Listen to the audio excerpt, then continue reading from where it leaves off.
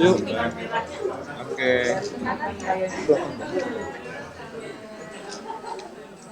Hello, Presni, thank you. Gantungan kapelo kiri Kak. Ini yang Yes. hijau nih kapelo.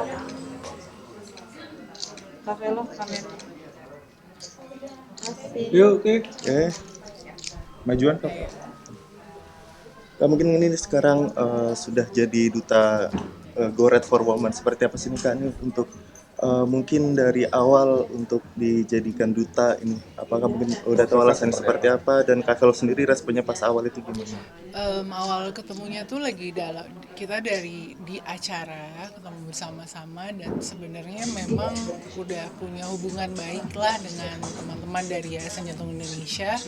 Kemudian pas di approach pertama yang pasti saya tanya dulu gitu kayak campaign-nya itu seperti apa dan apa yang bisa saya kasih yang bisa dikontribusi ke dalam campaign ini karena juga nggak mau mengambil tanggung jawab tanpa saya tahu apa yang bisa saya kasih balik kan gitu. Tapi setelah bertemu dan mendengarkan, oh ternyata selama ini saya pun sebelumnya selalu berpikir penyakit jantung itu penyakit laki-laki dan penyakit orang yang udah lebih berumur gitu. Ternyata bahkan untuk saya sendiri aja tidak terlalu sampai itu ke telinga saya bahwa sebenarnya perempuan itu juga memiliki resiko yang sama bahkan lebih besar dari laki-laki untuk terkena penyakit jantung.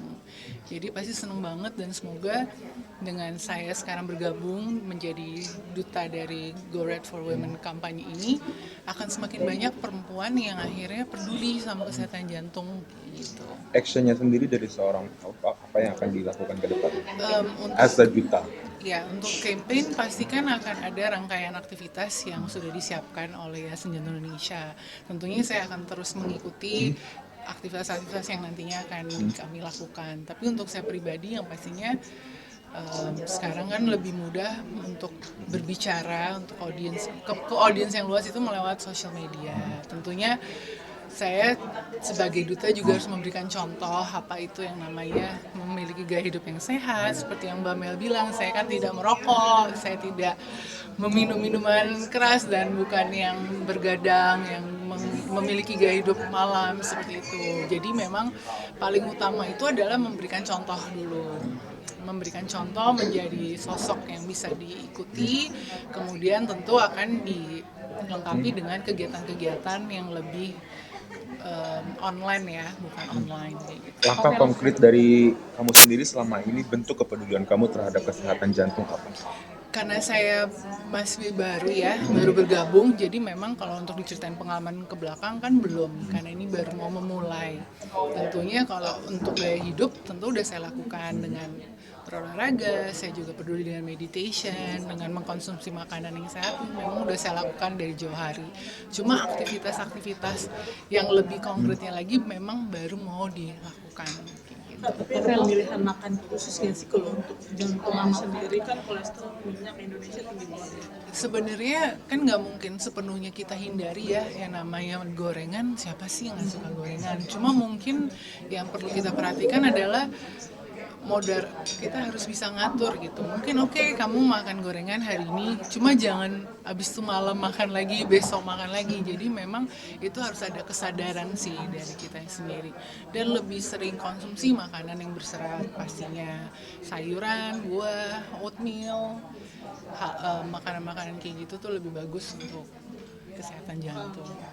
Sendiri ada tips nggak sih, maksudnya ketika pengen banget nih lagi pengen makan gorengan atau sesuatu yang lagi viral gitu nggak bisa dicari. Minum air dulu yang banyak, udah merasa kembung.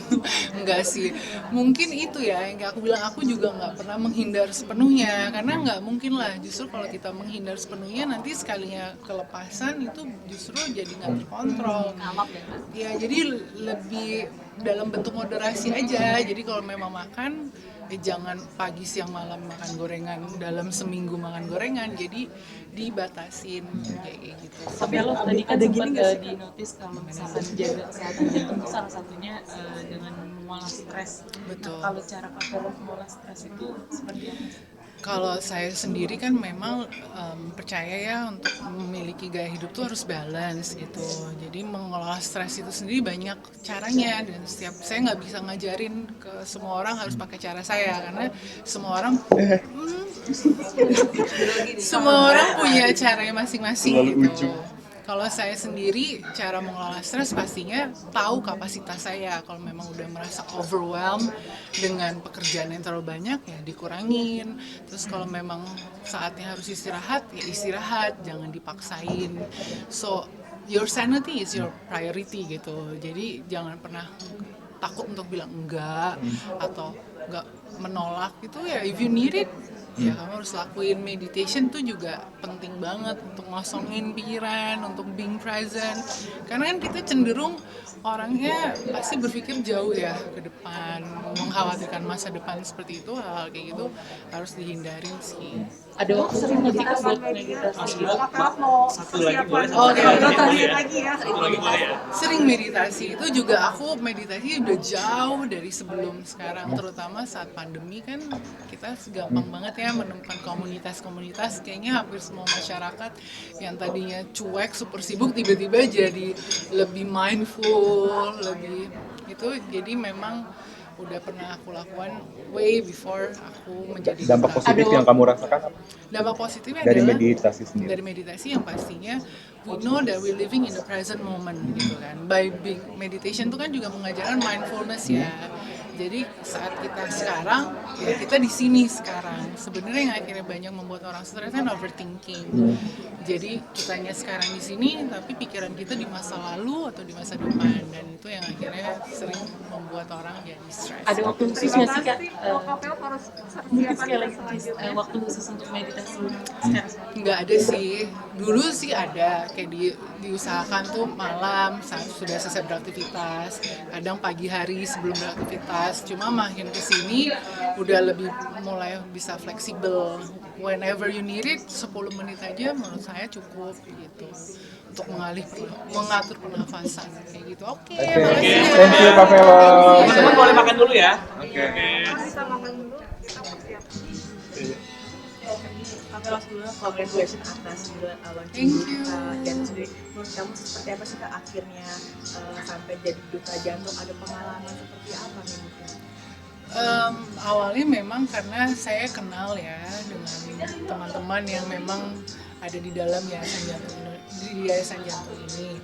Kemudian juga mungkin ada proses sendiri dari pihak mereka secara internal untuk memilah-milih siapa yang akhirnya mereka pilih. Dan kalau yang saya dengar sih ya alasannya akhirnya bekerja sama saya ya karena saya mencerminkan apa yang itu namanya gaya hidup sehat, karena saya kan tidak merokok, tidak minum minuman beralkohol, dan juga menjaga pola hidup yang baik dan sebagainya. Jadi kalau untuk hal kayak gitu mungkin mereka yang lebih paham, tapi kalau dari saya sendiri pastinya saat saya ditawarkan untuk menjadi duta untuk campaign Go Red for Women ini, pasti seneng karena kampanye ini memang spesifiknya untuk penyakit jantung dan kardiovaskular terhadap perempuan, dan ini masih jarang sekali yang mengetahui bahwa perempuan itu memiliki resiko yang sama bahkan lebih tinggi dari pria untuk terkena penyakit jantung dan kardiovaskular. Jadi this is something yang harusnya lebih banyak yang tahu ya, yang lebih aware akan soal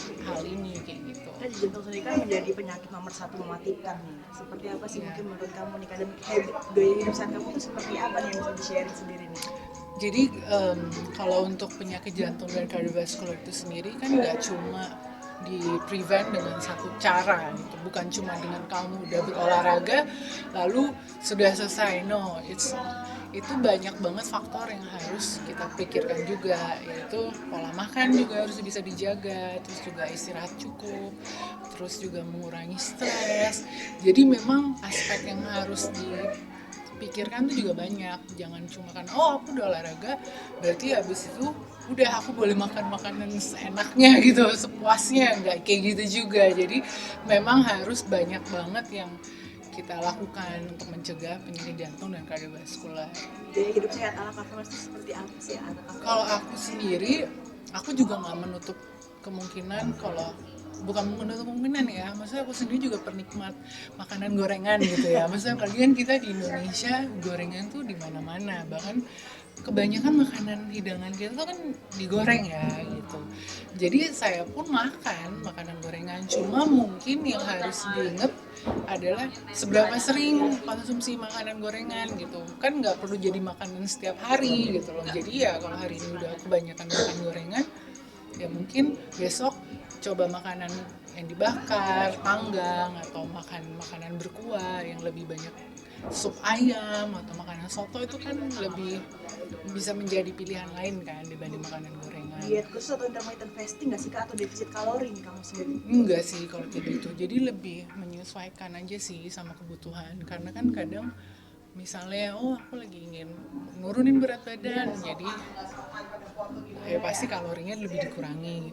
Cuma untuk lifestyle itu beda lagi kan, lifestyle kan memang apa yang dijalani terus-terusan. Itu sih memang dari pola makan yang dipilah-pilih lah, jangan semuanya yang bersantan atau habis itu gorengan lagi yang berlemak, itu kayaknya ngeri ya gitu. Olahraga sendiri kan seminggu berapa kali dan kapan yang mungkin olahraga? Aku tuh olahraga minimal 3 kali, tapi itu juga nggak diwajibkan harus olahraga jenis apa, jadi memang tergantung dari pengen moodnya apa, karena kan olahraga kalau dipaksain kadang kan kayaknya jadinya malah beban ya, jadi harus dinikmatin juga. Jadi biasanya aku ambil yang simple-simple aja yang bisa aku kerjain, misalnya treadmill, ya udah di treadmill atau berenang. Aku nggak perlu yang tiba-tiba harus lari di mana, jadi lebih olahraga yang memang aku nikmatin dan aku merasa gampang kapan aja aku kerjain kayak gitu. Tapi lo mungkin apa kabar sih akhirnya terjun lagi ke dunia entertain setelah sekian lama vakum nih? Gimana sih kamu sebenarnya? Sebenarnya nggak vakum ya, karena kan aku juga aktif, cuma lebih ke kerjasama dengan brand sih biasanya kayak gitu. Cuma mungkin ketemu sama kalian nih ya jarang, karena aku menghindar kalian kan. Kayak gitu sih. Syuting aja nggak sih Kak?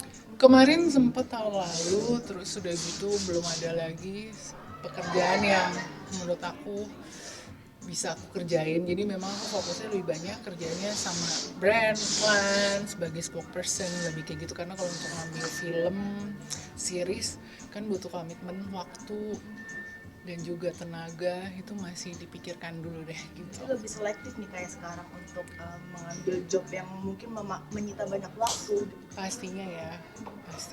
Dan makin bertambah usia kayaknya energi juga nggak seperti waktu muda ya, bisa ngerjain berapa hal dalam waktu yang bersamaan gitu. Tapi kangen nggak sih untuk syuting lagi kayak gitu? Pastinya kangen, makanya ditunggu aja, semoga ada tawaran yang memang cocok di aku, yang tidak bertolak dengan prinsipku.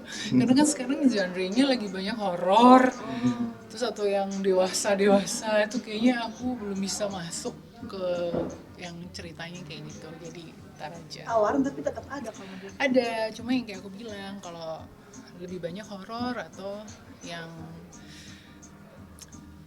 banyak adegan dewasa gitu, jadi kayaknya saya belum tuh. Atau ada larangan dari suami sendiri? Enggak mungkin, sih, Kak? enggak, kalau itu semuanya terserah saya gitu. Apa mau menikmati momen-momen berdua sama suami atau seperti apa? Enggak sih, momen berdua kapan aja bisa dinikmatin. Memang ini aja, memang mungkin marketnya juga lagi ke arah sana, jadi memang belum sesuai aja kayak gitu ya. Terima kasih. Panas ternyata kalau kena lampu. Udah lama.